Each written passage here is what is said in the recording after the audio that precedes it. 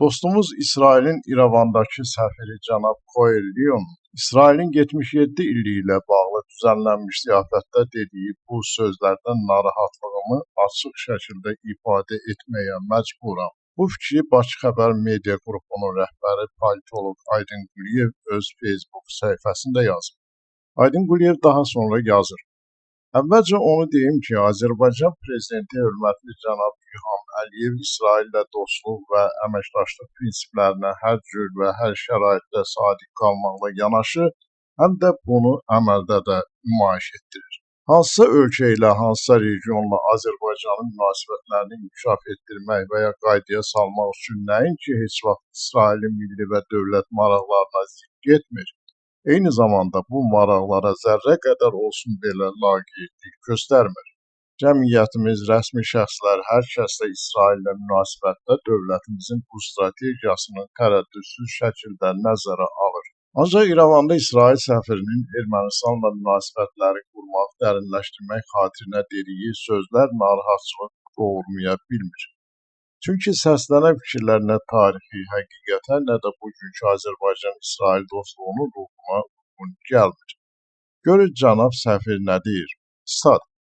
Hər ikimiz qədim millətik. Tarixən təqib olunmuşuq, sınaqlardan çıxmışıq.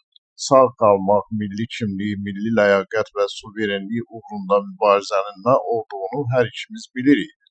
Aramızda qarşılıqlı hörmətin əsasını məhz bu təşkil edir, statın sonu. Daha nə deyim? Söz belə tapmaq olmur.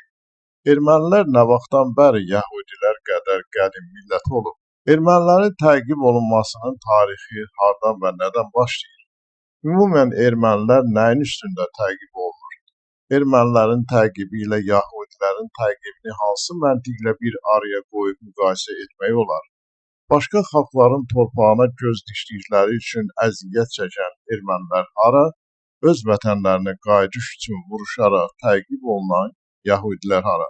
Bugün Ermənistanın və ermənilərin hansı suverenlik uğrunda mübarizə apardığını cənab səfir izah edə bilərmi?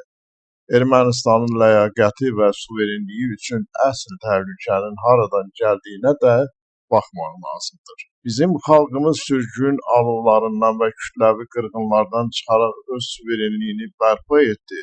Bu ağır vaxtlarda dünya üzrə bütün dostlarımızdan biz güc alırıq ki, Ermənistan da bu dostlarımızın sırasındadır. Bu sözlər də səfir Liona məxsusdur.